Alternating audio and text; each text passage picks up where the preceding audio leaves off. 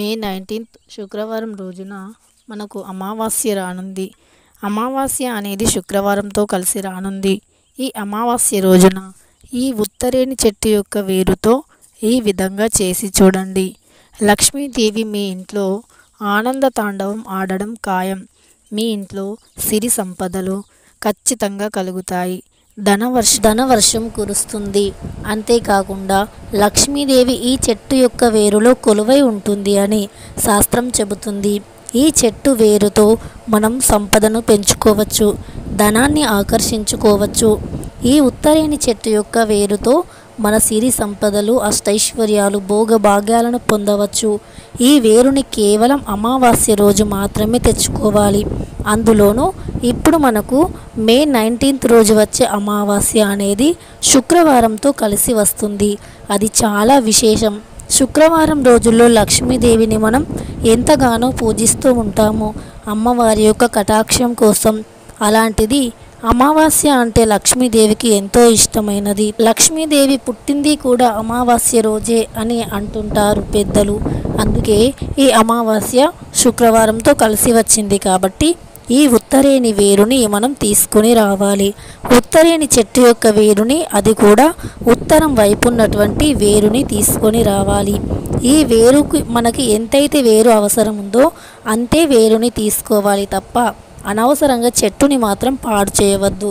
చిన్న చెట్టుని మనకు చెట్టుకి ఉన్న అది కూడా ఉత్తరం వైపు ఉన్నటువంటి చిన్న చెట్టు వేరుని తీసుకొని రావాలి తప్ప మిగతా చెట్టుని పెద్ద పెద్ద చెట్లను పాడు చేయవద్దు. తర్వాత ఇలా మనకు చిన్నగా వేర్లు ఉంటే సరిపోతుంది. ఈ వేరు అనేది లక్ష్మీదేవికి ఎంతో ఇష్టం.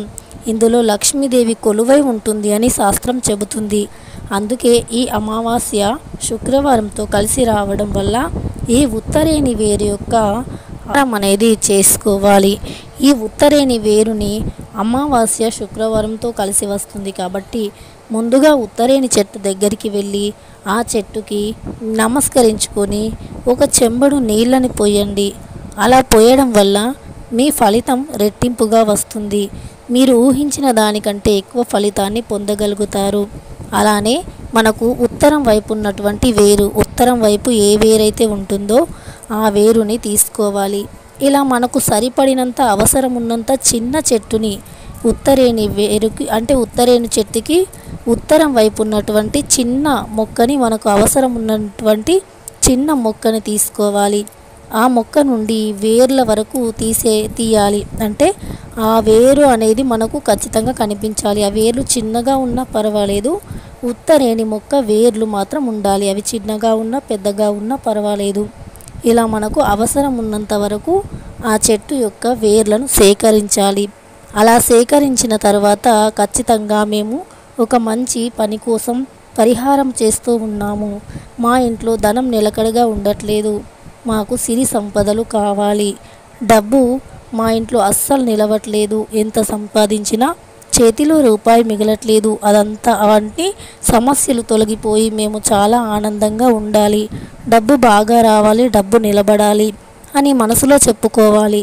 అలా చెప్పుకొని ఈ వేరుని ఇంటికి తెచ్చుకొని తరువాత ఒక ఎర్రటి వస్త్రాన్ని తీసుకోవాలి. ఆ ఎర్రటి వస్త్రంలో ఈ వేరుని వెయ్యాలి.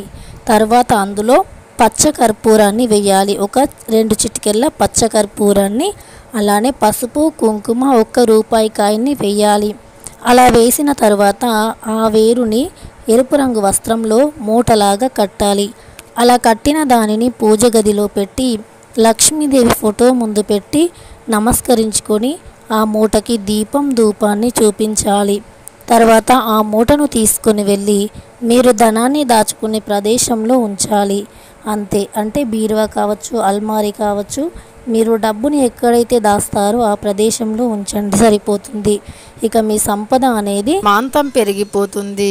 ఇదివరకు మీరు ఎదుర్కొన్నటువంటి ఆర్థిక సమస్యలు అన్నీ కూడా తీరిపోతాయి. ఇక ప్రతి అమావాస్యకి కూడా ఇలానే మారుస్తూ ఉండాలి. ఖచ్చితంగా మీరు మంచి రిజల్ట్ని అయితే చూస్తారు. మళ్ళీ మీకు చెప్పకపోయినా సరే మీరే చేసుకుంటూ ఉంటారు ఈ పరిహారాన్ని. ఈ మన పరిసరాలలో మనకు చాలా తెలిసిన మొక్కే ఈ ఉత్తరేణి మొక్క. కానీ దీనివల్ల ఎలాంటి లాభాలు ఉంటాయో మనకు తెలియదు. ప్రకృతి మనకు అనేక రకాలైనటువంటి సహజ సిద్ధమైనటువంటి ఎన్నో రకాల ఆర్థిక సమస్యలను తొలగించగల మొక్కలు ప్రకృతిలో ఉంటాయి. అలానే అనారోగ్య సమస్యలు కూడా తొలగించగల మొక్కలు ప్రకృతిలో ఉంటాయి. కానీ ఏ మొక్క దేనికి యూజ్ అవుతుందో మనకు సరిగ్గా అవగాహన ఉండదు. అందువల్ల వాటిని మనం అంతగా పట్టించుకోము. ఇలా మన ఆర్థిక సమస్యలను పోగొట్టడానికి ఈ మొక్కలు మన చుట్టుపక్కలే ఉంటాయి.